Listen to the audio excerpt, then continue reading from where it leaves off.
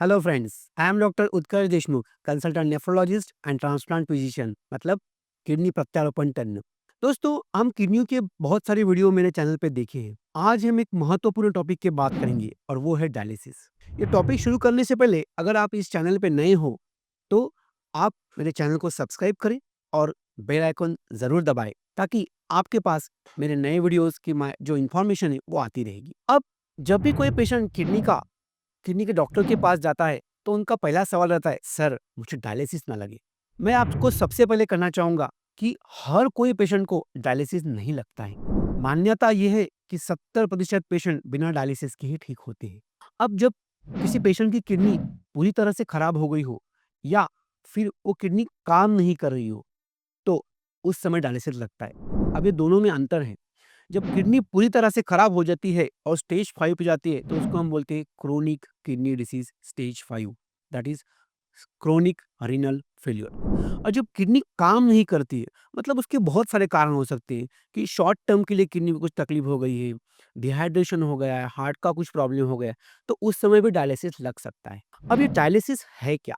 तो डायलिसिस मतलब क्या है कि जो किडनी हमारे शरीर से urea, creatinine, potassium, uric acid in सब चीज़ों को बाहर निकालती है, पानी को बाहर फेंकती है। ये जब काम किडनी नहीं करती है, तो उसको साफ करने का जो तरीका है, उसको बोलते हैं डायलिसिस। मतलब क्या है? अगर सादी और सिंपल लैंग्वेज में बोलना है तो क्या? खून को शुद्ध करना। तो अब ये जो डायलिसिस है, तो ये डायलिसिस के कुछ प्रकार होते हैं क्या? कोई-कोई प्रकार होते हैं, तो उसमें क्या है कि 2 प्रकार के डायलिसिस होते हैं।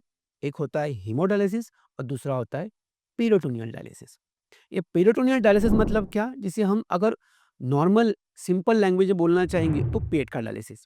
इसके बारे में हम किसी और वीडियो में जानेंगे। आज हम कॉन्संट्रेट करते हैं हीमोडायलिसिस पे। हीमोडायलिसिस मतलब क्या? कि हमारे शरीर का जो यूरिया, क्रिएटिनिन जो भी अनावश्यक पदार्थ है, वो ब्लड के माध्यम से क्लियर करना। तो वो कैसे करते हैं कि हमारे शरीर से ब्लड निकलता है, मशीन में जाता है, शुद्ध होता है, वापस आता है। सिंपल प्रोसीजर है, इसमें पेशेंट को दर्द नहीं होता है। मैं सबसे पहले कहना चाहूँगा, जब डायलिसिस चलता है तब पेशेंट को दर्द नहीं होता है। एक सामान्यतः लोगों को लगता है कि हाँ, कि डायलिसिस में दर्द होता है, वो चीज़ नहीं है। अब अगर हमें हीमोडायलिसिस करना है, तो हमारे शरीर से ब्लड अगर मशीन में जाना है, तो कोई ना कोई एक्सेस लगेगा कि जहाँ से ब्लड हमारे शरीर से निकल के मशीन में जाए। तो वो कहाँ होता है? हमारे सेंटर के वेन्स में, क्योंकि वो वेन्स मोटी होती है। कुछ लोग कहेंगे सर हाथ में भी तो हमारी वेन होती है, लेकिन वो बहुत छोटी होती है, उससे ब्लड फ्लो अच्छे से नहीं आता है। तो सेंटर में कहाँ होती है? गले के पास, कंधे के पास और जाँघ में। अब यहाँ की जो मोटी वेन होती है, उसमें हम एक डायलिसिस का कैथेटर डालते हैं और उसके माध्यम से ब्लड धीरे-धीरे मशीन में जाता है, मशीन के फ़िल्टर में जाता है। उसमें जो प्रमाण हमने सेट किए, जिस पेशेंट को जिस प्रकार से प्रमाण चाहिए, उस प्रकार से सेट करके वो उसको शुद्ध करके फिर से पेशेंट के पास चला जाता है। ये सिंपल सी प्रोसीजर होती है, इसको हीमोडायलिसिस बोलते हैं। अब आप कहेंगे सर ये गले वाला जो लगाया है, उसमें हमको दिक्कत होगा। लेकिन अगर देखा जाए जितने भी स्टडी हुए, जितना भी अभ्यास हुआ है, गले वाला सबसे अच्छा होता है क्योंकि उसमें इन्फेक्शन नहीं होता है, पेशेंट को चलने-फिरने में तकलीफ नहीं होती है, हाथ हिलाने में तकलीफ नहीं होती है। तो इसको हम बोलते हैं टेम्पररी हीमोडायलिसिस कैथेटर। ये एक माध्यम है। दूसरा एक माध्यम जो होता है, उसको हम बोलते हैं परमानेंट हीमोडायलिसिस कैथेटर। अब ये क्या होता है कि हम ये हाथ के शोल्डर के साइड से बनाते हैं और इसका बेनिफिट ये होता है कि ये लंबे समय के लिए चलता है और इसमें इन्फेक्शंस कम होते हैं और ये ऊपर में दिखता नहीं। बहुत से लोग होता है कि कॉस्मेटिकल लगता है कि अरे ये हमारा यहाँ पे लगा है कैथेटर, अच्छा नहीं दिख रहा है। वो अंदर में रहता है और पता भी नहीं चलता है और उसमें इन्फेक्शन रेट कम है।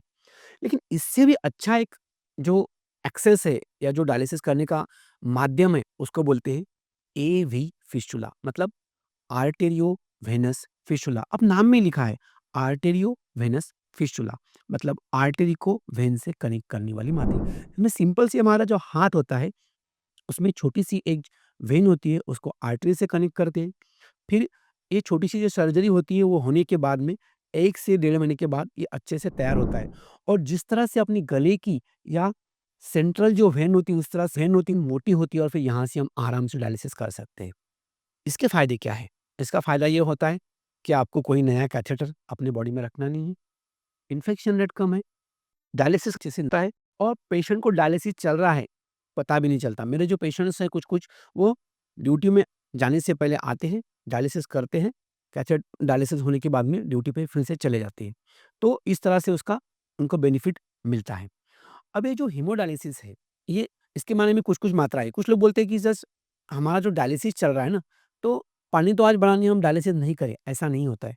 डायलिसिस का काम सिर्फ़ पानी निकालना नहीं है, हमारे शरीर के अनावश्यक पदार्थ हैं, उनको भी निकालना है। डायलिसिस कितने समय के लिए करना चाहिए? ये बहुत ही कॉमन सवाल होता है।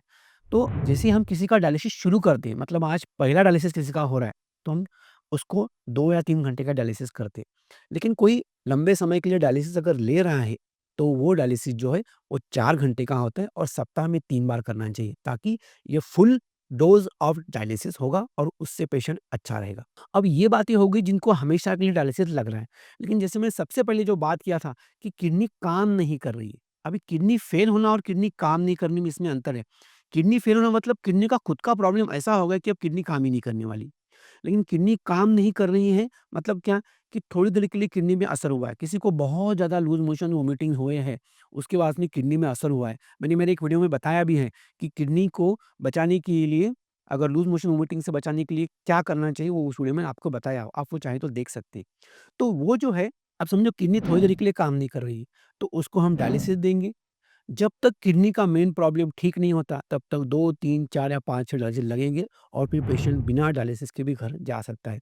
महीने में 3 या 4 पेशेंट तो ऐसे रहते हैं हमारे पास कि जिनको ऐसा डायलिसिस लगा है और बाद में उनका हम डायलिसिस बंद कर सकें।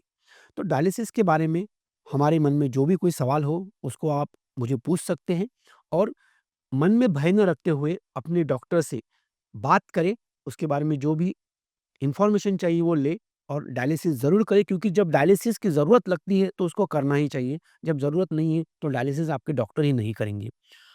Thank you.